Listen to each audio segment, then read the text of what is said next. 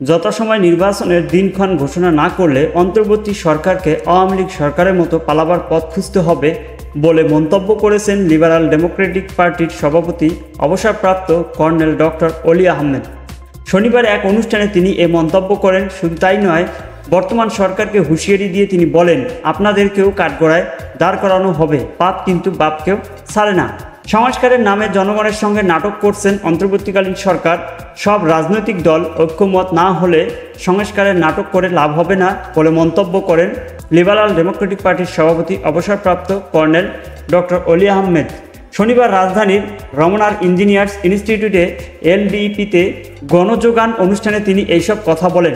অন্তর্বর্তী সরকারের উদ্দেশ্যে কর্নেল অলি বলেন, আপনারা প্রায় 9 মাস ক্ষমতায় আছেন, মনে হচ্ছে ক্ষমতা ভাগ করছেন। জনগণের সমস্যা নিরসনের উল্লেখযোগ্য কোনো উদ্যোগ দৃশ্যমান নেই আপনাদের মাঝে। 5 আগস্টের পর থেকে স্বৈরাচারের সন্ত্রাসের কর্মকাণ্ডের বিরুদ্ধে জনগণ যে মামলাগুলো করেছে বা অভিযোগ দাখিল করেছে, স্বরাষ্ট্র মন্ত্রণালয় থেকে এখন পর্যন্ত মামলাগুলো সুষ্ঠু তদন্তের মাধ্যমে কোনো বিচারের চার্জশিট দাখিল করেনি। এই সময় ডক্টর ইউনূস সরকারের কাছে প্রশ্ন রেখে তিনি বলেন, আপনারা কি দেশের জন্য কাজ করছেন না আওয়ামী লীগকে পুনর্বাসন করার অপেক্ষা করছেন?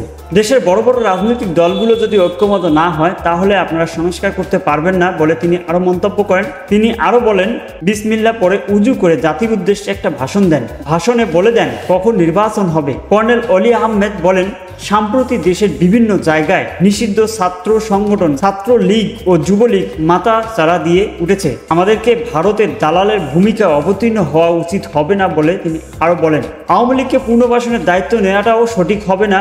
গণ অভ্যুত্থানে হতাহতের ঘটনা তুলে ধরে অন্তর্বর্তীকালীন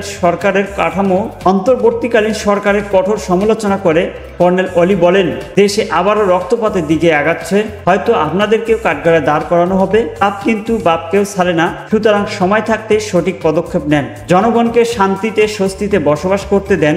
শুধু মিষ্টি কথায় ভাষণ দিয়ে দেশ চালানো যাবে না বা জনগণের সমস্যার সমাধান হবে না। এছাড়া যথাসময়ে নির্বাচনের দিনক্ষণ ঘোষণা না করলে অন্তর্বর্তী সরকারকে আওয়ামী লীগের মতো পালাতে হবে বলে মন্তব্য করেন কর্নেল অলি। এদিন লেফটেন্যান্ট জেনারেল অবসরপ্রাপ্ত ডক্টর চৌধুরী হাসান সারোয়ারদের নেতৃত্বে সাবেক সামরিক কর্মকর্তা, আমলা সহ বিভিন্ন শ্রেণী পেশার 5 শতাধিক মানুষ লিবারাল ডেমোক্রেটিক পার্টির এনডিপিতে যোগ দেন।